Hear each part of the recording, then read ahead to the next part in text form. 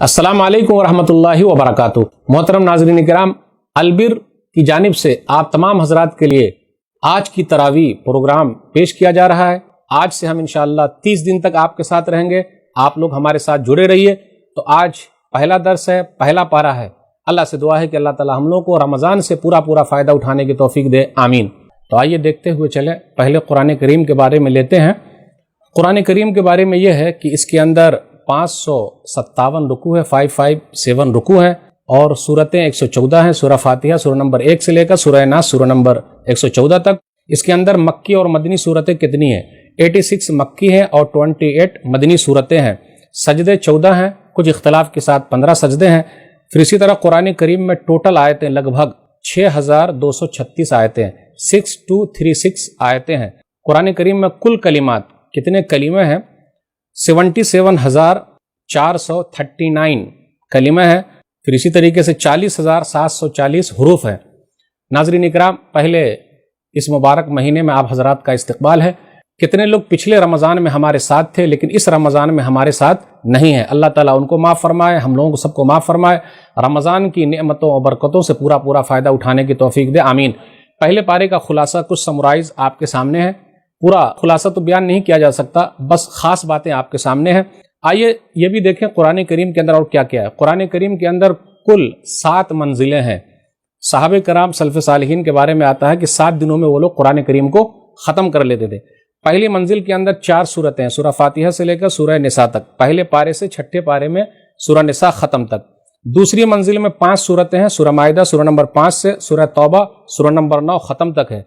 छठे पारे में सूरह माइदा सूरह नंबर 5 से 11वें पारे में सूरह तौबा सूरह नंबर 9 ख़त्म तक है। तीसरी मंजिल में कुल 7 सूरतें हैं, सूरह यूनुस सूरह नंबर 10 से सूरह नहल सूरह नंबर 16 तक। 11वें पारे में सूरह यूनुस सूरह नंबर 10 से 14वें पारे में सूरह नहल सूरह नंबर 16 के अखीर तक है।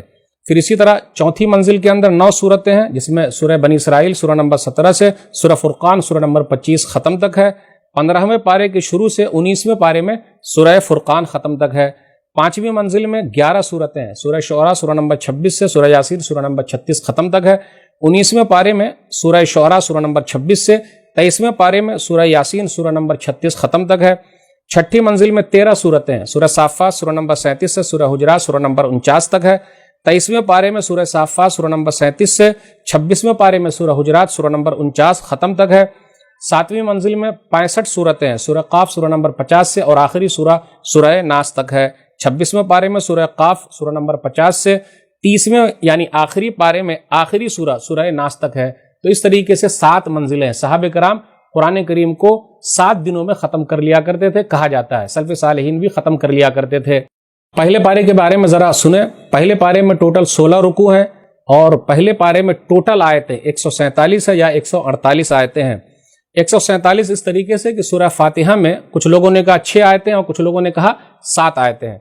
कुछ लोगों ने यह कहा अनअमता अलैहिम 6ठी आयत है और गैरिल मग़ज़ूब अलैहिम वलद्दालिन 7वीं आयत है। और कुछ लोगों ने यह कहा बिस्मिल्लाहिर्रहमानिर्रहीम 1 आयत है और 7वीं आयत वलद्दालिन है। तो इस तरीके से सूरह फातिहा में 6 आयतें हैं या 7 आयतें हैं। और उसके बाद आज के खुलासे में समराइज में सूरह बकरा सूरह नंबर 2 में 141 आयतें हैं। तो दोनों को मिलाइएगा 141/7 या /6 तो कितना हो जाता है? 147 आयतें या 148 आयतें। सूरह बकरा जो है ये मदनी सूरह है, इसके अंदर 286 आयतें हैं और 40 रुकू हैं। और सूरह फातिहा ये मक्की सूरह है, इसके अंदर 6 आयतें हैं या 7 आयतें हैं। आइए ज़रा खुलासा पेश करते हुए चलें आपके सामने। तो पहले सूरह फातिहा। सूरह फातिहा के अंदर क्या क्या है? ख़ास चीज़ें हैं, जैसे तौहीद है, फिर इसी तरीके से इबादत है, सीधे रास्ते की पहचान है। सूरह फातिहा ये उम्मुल कुरान है। सूरह फातिहा किताब की माँ है। सूरह फातिहा 7 बार दोहराई जाने वाली आयतें हैं। अब आइए ज़रा गौर करते हुए चलें। सूरह फातिहा ऐसी सूरह है, इसका नाम सलात भी है, नमाज के अंदर पढ़े जाना है। सही मुस्लिम किताबुस्सलाह किताब नंबर 4 हदीस नंबर 395 अबू हुरैरा रज़ियल्लाहु तआला अन्हु बयान फरमाते हैं, नबी सल्लल्लाहु अलैहि वसल्लम ने फरमाया मन सल्ला सलातन लम यक़रा फ़ीहा बिउम्मिल कुरान फ़हिया ख़िदाजुन। जिसने कोई भी नमाज पढ़े और उसमें उम्मुल कुरान यानी कुरान की माँ सूरह फातिहा को नहीं पढ़ा तो वो नमाज नाक़िस है, नाक़िस है, नाक़िस है। 3 मरतबा कहा। अबू हुरैरा रज़ियल्लाहु तआला अन्हु से पूछा गया कि हम लोग इमाम के पीछे होते तो कैसे पढ़े? इन्ना नकून वरा अल इमाम। तो अबू हुरैरा रज़ियल्लाहु तआला अन्हु ने कहा कि अपने दिल में पढ़ लो। سورہ بقرہ کو لیتے ہیں. سورہ بقرہ یہ مدنی سورہ ہے، اس کے اندر 286 آیتیں ہیں اور 40 رکوع ہے. اب آئیے شروع میں دیکھیں 5 نشانیاں بیان کی گئی ان لوگوں کی جو نیک لوگ ہیں. الف لام میم ذالک الکتاب لا ریب فیہ ھدی للمتقین. اس سے پہلے ہم سورہ فاتحہ کے بارے میں الحمدللہ جان چکے ہیں. اعوذ باللہ من الشیطان الرجیم، بسم اللہ الرحمن الرحیم، الحمدللہ رب العالمین الرحمن الرحیم مالک یوم الدین، ایاک نعبد و ایاک نستعین، اہدنا الصراط المستقیم صراط الذین انعمت علیہم غیر المغضوب علیہم ولا الضالین آمین. یعنی پورے سورہ کے اندر 3 اہم چیزیں ہیں. توحید کا ذکر ہے، عبادت ہے، اسی لیے ہم کہتے ہیں ایاک نعبد و ایاک نستعین، اے اللہ ہم تیری ہی عبادت کرتے ہیں اور تجھ سے ہی مدد مانگتے ہیں، اور اس کے بعد سیدھے راستے کی ہدایت طلب کی گئی ہے. اب آئیے سورہ بقرہ لیتے ہیں. سورہ بقرہ کے شروع کی 5 آیتوں میں نیک لوگوں کا تذکرہ ہے. بسم اللہ الرحمن الرحیم، الف لام میم ذالک الکتاب لا ریب فیہ.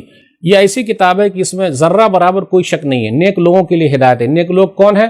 جو غیب کی باتوں پر یقین رکھتے ہیں. نمبر 1، بغیر دیکھے ہوئے یقین رکھتے ہیں. اللہ کو نہیں دیکھا لیکن یقین ہے، فرشتوں کو نہیں دیکھا لیکن یقین ہے، قبر میں کیا ہوگا پتہ نہیں لیکن کیا ہوتا وہ تو پتہ ہے. ہم نے نہیں دیکھا لیکن یقین رکھتے ہیں. جنت جہنم پر یقین رکھتے ہیں. پھر نماز قائم کرنے والے، زکوٰۃ ادا کرنے والے، اللہ کے راستے میں خرچ کرنے والے، تو یہی لوگ کامیاب ہیں. اس کے بعد کافروں کے بارے میں آیا 2 آیت کے اندر کہ آپ نے پیغام پہنچا دیا لیکن وہ لوگ ماننے والے نہیں، تو اللہ تعالیٰ نے ان کے دل پر مہر لگا دی ہے. جب حجت قائم ہو جائے تو ان لوگوں کے لیے. اب اس کے بعد لگ بھگ 13 آیتوں میں منافقین کا تذکرہ ہے کہ ان کے دلوں میں بیماری ہے، اور منافقین ایسے ہیں وہ جھوٹ بولتے ہیں، جھگڑتے ہیں، وہ اللہ کو اور نیک لوگوں کو دھوکہ دیتے ہیں. وہ خود اپنے آپ کو دھوکہ دے رہے ہیں، دوسرے کو کیا دھوکہ دیں گے. اب اس کے بعد ذرا توحید کا ذکر ہے. آیت نمبر 21 اور 22 کے اندر یا ایھا الناس اعبدوا ربکم الذی خلقکم والذین من قبلکم لعلکم تتقون. اے لوگو تم لوگ سب اپنے رب سے ڈرو جس نے تم لوگوں کو پیدا کیا، تم سے پہلے والے لوگوں کو پیدا کیا. اب اس کے بعد آیت نمبر 23 کے اندر یہ کہا گیا کہ اگر کتاب کے بارے میں شک ہے تو تم خود ہی ایک کتاب لے آؤ، ایسی سورہ لے آؤ، قرآن جیسی سورہ لے آؤ، لیکن لا نہیں سکتے. اب اس کے بعد نیک لوگوں کا تذکرہ ہو رہا ہے کہ جو لوگ ایمان والے ہیں اور نیک عمل کرنے والے ہیں تو ان لوگوں کے لیے جنت ہے. اب اس کے بعد آگے یہ ذکر ہے، فرشتوں کا تذکرہ ہے، آدم علیہ الصلوۃ والسلام کا ذکر ہے. پھر اس کے بعد ابلیس کا ذکر ہے کہ اللہ تعالیٰ نے فرشتوں سے کہا کہ آدم کو سجدہ کرو، تو آدم علیہ الصلوۃ والسلام کی فضیلت ہے. ابلیس نے سجدہ نہیں کیا، ابلیس نے انکار کر دیا اور کافروں میں سے ہو گیا. تو جبکہ ابلیس فرشتوں میں تو نہیں تھا، وہ جناتوں میں سے تھا، تو اس کو بھی حکم تھا، اس لیے ایسے حکم کو من باب تغلیب کہا جاتا ہے. لیکن اس نے نہیں مانا، بات نہیں مانا، اور فرشتوں نے اللہ سے یہ کہا تھا کہ آپ کیوں ایسی مخلوق کو پیدا کر رہے ہیں. جب اللہ نے بتا دیا پوری باتیں تو ان لوگوں نے کہا سبحانک لا علم لنا الا ما علمتنا انک انت العلیم الحکیم، کہ ہمارے پاس تو اتنا ہی علم ہے جتنا کہ تو نے سکھایا ہے. اور فرشتے نے بات مان لی اور سجدہ کر لیا. تو آدم علیہ الصلوۃ والسلام کی فضیلت علم کی وجہ سے. پھر آدم علیہ الصلوۃ والسلام کی فضیلت کی جنت کے اندر ہے، شیطان نے بہکایا تو ایک تقدیر کا مسئلہ تھا، اس لیے میاں بیوی دونوں جنت سے باہر آئے اور دنیا کے اندر آ گئے. اب اس کے بعد بنو اسرائیل پر اللہ تعالیٰ نے جو نعمتیں کی ہے، یہودیوں پر اس کا تذکرہ ہو رہا ہے. اور سورہ بقرہ سورہ نمبر 2 کے اندر یہودیوں سے ہی زیادہ تر خطاب ہے جو موسیٰ علیہ الصلوۃ والسلام کی قوم ہے. تو اس کے اندر یہ ذکر ہے کہ نماز قائم کرو، زکوٰۃ ادا کرو. پھر کہا جا رہا ہے ان کے علماء سے ارے بھلائی کا حکم دیتے ہو لیکن خود اپنے آپ کو بھول جاتے ہو. اور نماز کے بارے میں ذکر ہے کہ یہ نماز جو ہے وَإِنَّهَا لَكَبِيرَةٌ إِلَّا عَلَى الْخَاشِعِينَ. نماز کے بارے میں وَاسْتَعِينُوا بِالصَّبْرِ وَالصَّلَاةِ وَإِنَّهَا لَكَبِيرَةٌ إِلَّا عَلَى الْخَاشِعِينَ، کہ صبر کے ذریعے اور نماز کے ذریعے اللہ سے مدد مانگو. اور یہ جو ہے نا بہت سخت ہے لیکن ان پر سخت نہیں جو اللہ سے ڈرنے والے ہیں. اس کے بعد پھر اور تذکرہ یہودیوں کا ہو رہا ہے کہ اللہ تعالیٰ نے کس طریقے سے بنی اسرائیل کو فرعون سے نجات دی، من و سلویٰ کا نزول کیا، سمندر میں سے راستے نکال دیے. پھر اس کے بعد کہا ان سے کہ من و سلویٰ کھاتے پیتے رہو، لیکن لوگوں نے اپنے اوپر ظلم کیا. اللہ کہتے ہیں ما ظلمونا ولکن کانوا انفسهم یظلمون، ہم کسی کے اوپر ظلم کرنے والے نہیں ہیں. اس کے بعد ان لوگوں نے کہا کہ نہیں ہم کو یہ سب نہیں چاہیے بلکہ ککڑی چاہیے، ساگ چاہیے، دلیا چاہیے. پھر اس کے بعد کہا گیا جاؤ جہاں سے بھی لینا ہے لے لو. منع و سلوہ سب سے اہم چیز ہے، اس کو چھوڑ کر معمولی چیز کو لے رہے ہو. تو اس سے یہ پتہ چلتا ہے کہ کبھی کبھی زیادہ اچھی چیز بھی کھانے سے من کرتا ہے کہ نہ دوسری چیز کھانی چاہیے. اس لیے اگر ایک ہی طریقہ کھانا کھائے گا تو آدمی بور ہو جائے گا. تو ہم لگ بھگ آدھے پارے تک پہنچ چکے ہیں. اب اس کے بعد ذکر ہو رہا ہے آیت نمبر 67 سے آیت نمبر 73 تک 7 آیتوں میں وہ گائے والے کا واقعہ ہے. اسی وجہ سے اس سورہ کا نام سورہ بقرہ ہے. تو کہا ایک آدمی کو مار دیا گیا، کس نے مارا؟ تو موسیٰ علیہ الصلوۃ والسلام نے کہا گائے ذبح کر لو اور اس کا ایک ٹکڑا مارو، وہ آدمی زندہ ہو کے بتا دے گا. سورہ بقرہ کے اندر 5 جگہ پہ آیا ہے کہ اللہ تعالیٰ نے مردے کو زندہ کیا پھر دوبارہ اللہ نے موت دے دی.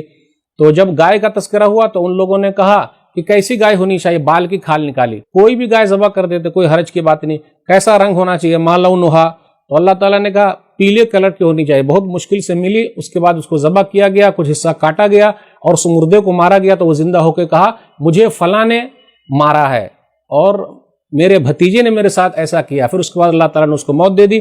اللہ نے کہا کذالک یحیی اللہ الموتیٰ، اسی طریقے سے اللہ تعالیٰ مردے کو زندہ کرتا ہے۔ اب یہودیوں کا تذکرہ ہو رہا کہ ان کے دل پتھر سے بھی زیادہ سخت ہیں۔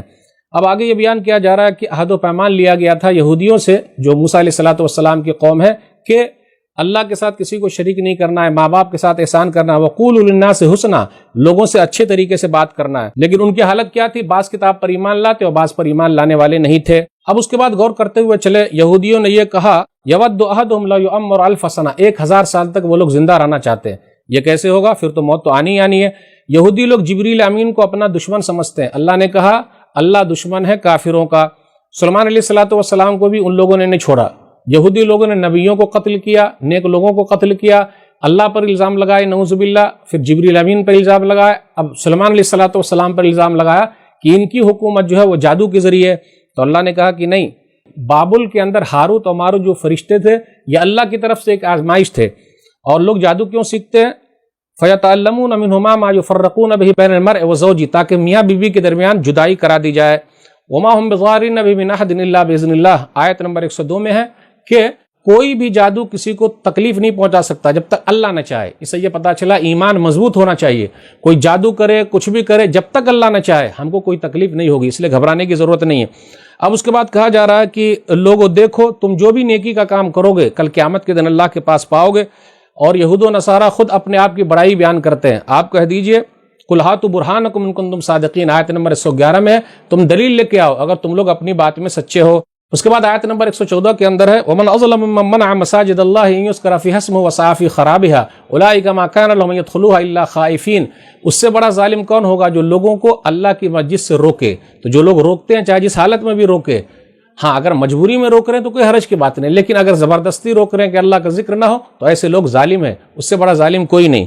اس کے بعد آیت نمبر 120 میں وَلَن تَرْضَىٰ عَنْكَ الْيَهُودُ وَلَا النَّصَارَىٰ حَتَّىٰ تَتَّبِعَ مِلَّتَهُمْ، یہود و نصارہ آپ سے راضی نہیں ہوں گے یہاں تک کہ آپ ان کی ملت کی پیروی کر لیں، یعنی آپ دین اسلام چھوڑ دیں تو وہ لوگ راضی ہو جائیں گے۔ اور آج بھی دیکھ لیجئے وہ لوگ لگے ہوئے ہیں، مسلمانوں سے دشمنی ہے، وہ تو نظر آ ہی رہی ہے، صاف باتیں ہیں۔ اس کے بعد آگے ذکر ہو رہا ہے آیت نمبر 121 میں قرآن کی تلاوت کا حق کیا ہے، سمجھا جائے، پڑھا جائے، عمل کیا جائے، لوگوں کو بتایا جائے۔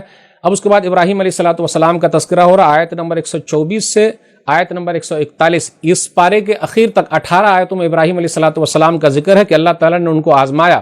وَإِذِ ابْتَلَىٰ إِبْرَاهِيمَ رَبُّهُ بِكَلِمَاتٍ فَأَتَمَّهُنَّ، اللہ تعالیٰ نے جب ابراہیم علیہ الصلوۃ والسلام کو آزمایا تو آزمائش میں پورے اترے۔ اس کے بعد انہوں نے دعا کی، بہت ساری دعائیں ہیں، رَبِّ اجْعَلْ هَٰذَا بَلَدًا آمِنًا، اے میرے رب اس شہر کو تو امن و شانتی والا بنا دے۔ اس لیے ماشاءاللہ مکہ جو امن و شانتی والا شہر ہے، اور آگے دعا کی کہ یہاں کے رہنے والے کو تو پھل وغیرہ کھلا۔ تو آپ دیکھیے گا بے موسم کا پھل مکہ میں ملتا ہے۔ پھر دعا یہ بھی کیا، ربنا تقبل منا انک انت السمیع العلیم، آیت نمبر 127 ہے، ہمارے رب تو ہم سے قبول فرما لے، تو سننے والا اور جاننے والا ہے۔ پھر نبی صلی اللہ علیہ وسلم کے لیے دعا کی، ربنا وابعث فیہم رسولا منہم، انہی میں سے ایک رسول کو بھیج۔ تو نبی صلی اللہ علیہ وسلم جو ہے ابراہیم علیہ الصلوۃ والسلام کی دعا ہے۔ اب اس کے بعد آیت نمبر 132 133 پر غور کیجئے، یعقوب علیہ الصلوۃ والسلام کے موت کا وقت جب قریب آیا تو بچوں کو وصیت کی، ما تعبدون من بعدی، بچوں میرے بعد تم کس کی عبادت کرو گے؟ تو ان لوگوں نے کیا کہا کہ ہم صرف ایک اللہ کی عبادت کریں گے۔ یہ نہیں کہا کہ ابا جان آپ کو تو پتہ چل ہی جائے گا، اس سے یہ پتہ چلا انبیاء علیہ الصلوۃ والسلام بھی ہمیشہ کے لیے دنیا سے چلے جاتے ہیں۔ اس کے بعد آیت نمبر 134 ہے، اور اس کے بعد آیت نمبر 141 سیم آیت ہے، تلک امۃ قد خلت لها ما کسبت ولکم ما کسبتم ولا تسألون عما كانوا يعملون، یہ امتیں ہیں جو گزر گئی، اس کا عمل ان کے ساتھ، تمہارا عمل تمہارے ساتھ۔ تو ناظرین اکرام، پہلے پارے کا یہ خلاصہ تھا، کچھ سمرائز تھا۔ اللہ سے دعا ہے کہ اللہ تعالی ہم لوگوں کو قرآن کریم کو پڑھنے، سمجھنے، عمل کرنے، لوگوں تک پہنچانے کی توفیق دے، آمین۔ والسلام علیکم ورحمۃ اللہ وبرکاتہ۔